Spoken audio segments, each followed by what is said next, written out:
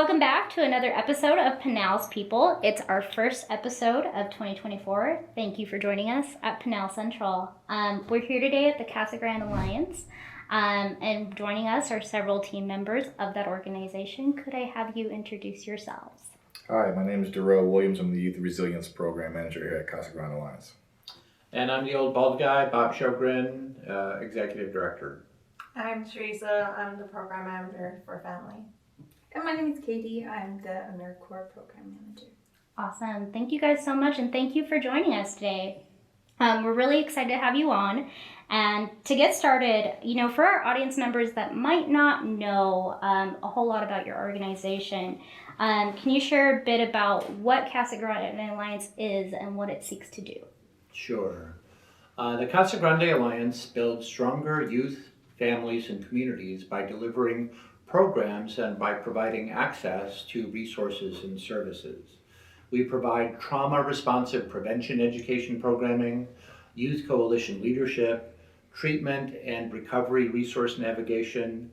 Our community coalitions represent a network of organizations dedicated to building individual, family, and community resiliency. Historically, we have been an organization that is focused primarily on delivering primary prevention activities like classroom presentations and marketing campaigns and so forth.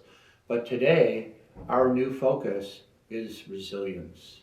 We are more focused than ever on implementing strategies that better support youth, parents, and communities by helping to encourage, protect, and support. I've noticed that a lot of what CGA Alliance does is aimed at prevention, and it's also aimed at strengthening families. Your organization offers a lot of programs that are about helping parents become stronger parents, as well as helping children that are becoming teens to handle peer pressure. Why would you say this is an important element of what Casa Grande Alliance does? So again, I think we're all about building resilience, and I think sometimes parents and grandparents may not know effective ways or have effective tools to do that.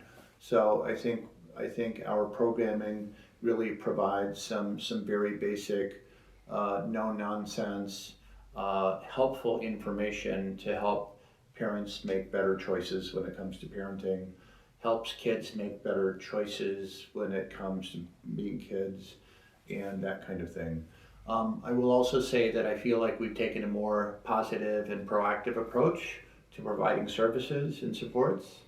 And probably one of our newest initiatives is that we partnered with Casa to provide a new diaper bank where parents can come in and receive 150 free diapers a month. We also have partnered with St. Mary's Food Bank, and we get food deliveries twice a month, like a semi-full of food twice a month. And we're open 3 days a week, Tuesday, Thursday in the evening, and Saturday mornings. We've also partnered with St. Mary's to provide senior commodity food boxes that we hand out once a month to qualifying senior citizens. And then on top of that, we also have a free clothes closet where like bags of clothes just show up by our back door, and we put them out, and the families come in and they just seem so thrilled to be able to pick a half a dozen pieces of new clothes for their children or for their spouses or whatever. So it's been pretty remarkable. On top of that, we offer remarkable parenting training programs that include Triple P, that provide an actual framework for parents to help develop their children's behavior, help them build that support with them while they're growing in age. It gives them a good resource and tools. So far, out of the whole turnout, it's been very amazing to see the parents grow with their children, the results at the end of class that they've shown that they enjoyed the class and wanting to take more. Starting February, we're also going to be offering the court system of providing an angry management program, which will help serve the justice and improving our population. In addition to that, the community leaders, and there's going to be a new chapter that we started. It's called the Parents of Addicted Loved Ones. It's a support group that we're offering those, and we're holding those every Monday at 6 p.m. We are also partnering with the jail prison to provide the reentry peer support program to provide additional support to encourage those to reenter the community. Mhm. And then I think lastly, I think a big new project for us has been partnering with the school district to provide very affordable, state licensed, DES supported childcare programs for school age children. We are currently operating a center at Saguaro Elementary, and we're up to about 40 students a day, and we've got the capacity to serve many more. We'll also be open for summer, so all day long, 60 hours a week will be open and available. And then we're also hoping to open a second center in partnership with another elementary school before the end of the school year. In addition to all of these efforts that we have between Solaro and the elementary, we work with the middle schools as well. So in terms of our youth programming, we have the Casa Grande Youth Alliance that works on advocating for mental health and youth issues. This spring, the Youth Alliance will be scheduled to conduct a series of youth and parent town halls. So we're excited about that. We also have the Youth Resiliency Project, which matches trained high school mentors. We've taken essentially juniors and seniors from the high schools, and we've partnered them with 6th, 7th, and 8th graders to where they provide direct mentorship to the kiddos. So far, we've served about 1,000 youth through this project, and the reported results are very promising for the new year. So additionally, we want to go ahead and focus on continuing to focus on the biggest public health issue that's impacting our community today, and that is developing resilience and continuing to help our kiddos find their way through their tough times. We're looking at about training 3,000 students and parents in the program in the coming year. And otherwise, we offer a variety of classroom-based prevention programs, including substance abuse, education. We have a program called Thrive, which is which was created by a local high school alumni, Mr. Ted Huntington, who is now a coach in the area. And we also offer anger management and conflict resolution programming. We're also working to develop more specialized programs to help support schools in better serving some of the most difficult student populations that we have, such as Tier 2 and Tier 3 populations. And we want to do that in order to provide diversion efforts for them. Mm-hmm. We also have an AmeriCorps Vista project that is working with the elementary school district to support student attendance and family engagement and support activities for all the schools. AmeriCorps is pretty much like the domestic version of the Peace Corps, and it was created to provide assistance to Americans struggling in poverty. Mm-hmm. That's wonderful. And you guys talked a little bit about resilience and youth. And so I wanted to switch gears a little bit because right outside there's this beautiful thing called the community garden. Could you share a little bit about what brought that about and how you would say that adds to the program's mission? Well, yeah. So the garden actually started, we kind of took it over in 2020, not intentionally, but CGMS had started a garden club. They had planted, but we didn't have enough people to kind of run. What happened was COVID, the pandemic happened, and there were no students to help with the garden anymore.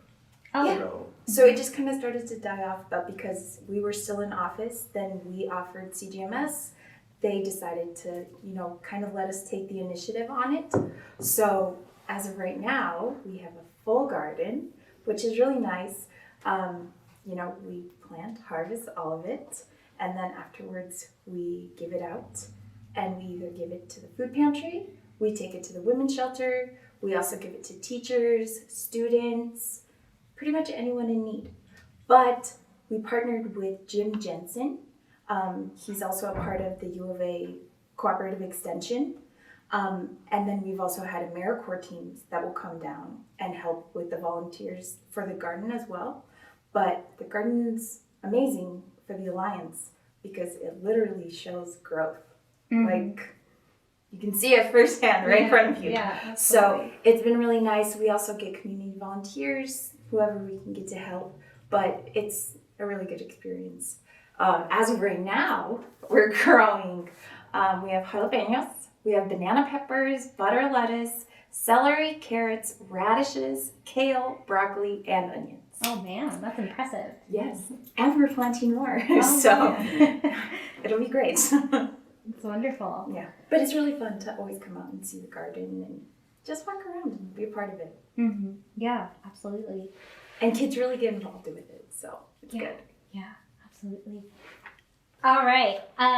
So, this is something I'd love to ask some of our guests that are on, and I would love to get your guys' input. What's something you wish more people knew about Casa Grande Alliance? Well, I think that over the past few years, we've really kind of found a new direction for the organization, and I think we really want to be a resource for families. We want to be a resource for our youth. We want to be a resource for the community, and I think that we're doing a pretty good job of kind of looking at the gaps out there, and then figuring out what kind of programming we could potentially provide to help address some of those gaps. So, like the child care initiative for example, I know that over the pandemic, over 100 child care centers in Pinal County closed. And currently, beyond the Boys and Girls Club, there isn't any other kind of school-age child care out there available. And so we wanted to find something that could be genuinely affordable. I think also the other thing that we really would like the community to understand is that we are here to help. And if a parent calls or shows up at our office, we will do everything we can to serve that family, to serve that parent, to help guide them to the appropriate resources, do whatever we can to support and help. But I really want folks to get that we're about building, like helping people feel safe and supported and loved, and really providing access to resources. Mm-hmm. Anything to add, folks? Yeah, I'd like to add that we want them to know that you don't have to wait until things have gotten to be at their worst for your family. We are a preventative maintenance type of program. We don't want it to be reactionary, although like Bob said, there's many times where we have to take a kiddo or a family and specifically speak to their needs. But being here and not having licensed clinicians per se in our organization, we really thrive on preventative education and preventative maintenance, so that it's not too late for you to come back from something that you trip upon as a teen, or as a parent who may not have the skill sets that are necessary to effectively parent. We just want everyone to know it's about prevention, about getting ahead of the problem before there's a problem, and you don't always have to wait and react to the problem if you get ahead of it. Mm-hmm. Yeah, absolutely. Those were two very beautiful answers.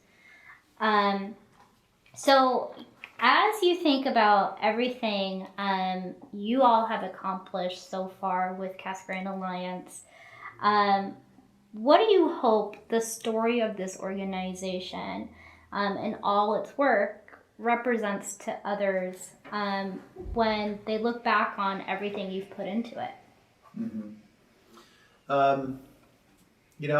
Again, I think that I'd like to bring it back around to resilience, and I think the fact is everybody experiences adversity in their lives. Youth experience adversity. Adults sometimes carry the adversity of youth into adulthood. They also experience adversity or trauma as adults.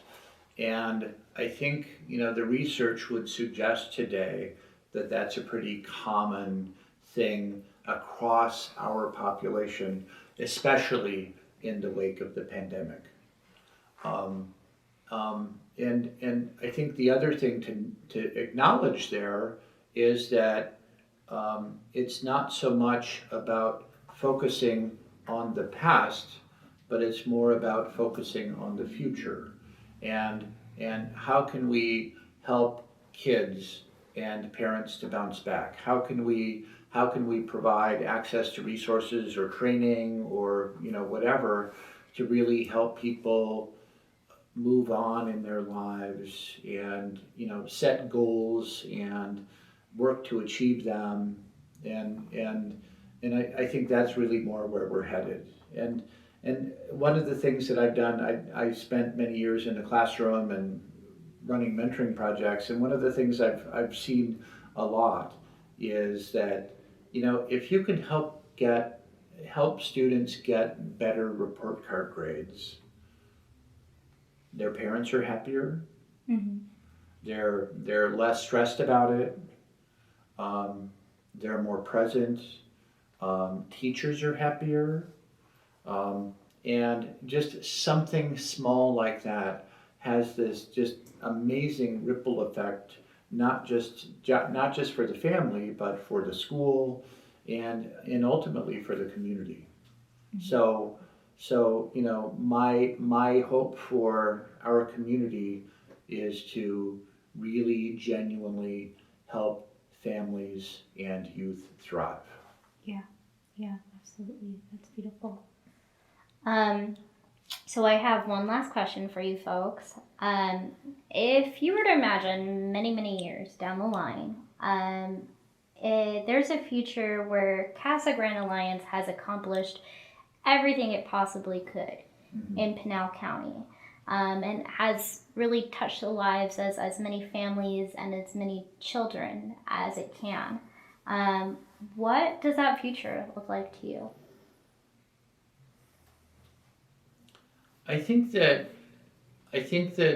future looks like our county has come together to genuinely meet the basic needs of all of our residents. So we have housing, we have transportation, we have food security, we have remarkable education. I think that with that base, it just feels like we'll have happier youth, we'll have happier parents, and I think that the kind of the general atmosphere and climate of our overall community can be elevated through our efforts. And I guess I just kind of, I'm no believer in, a perfect world. It's something that we got to work at every day. It's something that we all got to work hard at every day. And I also believe that we have a tremendous amount of resources in our community, that if we could just find a better way to puzzle those resources together to better serve our youth and our families, we could do so much more than we're doing right now. Mm-hmm. Yeah, absolutely. Alrighty, Casa Grande Alliance, thank you guys so much for joining us. I really appreciate having you on. Thank you.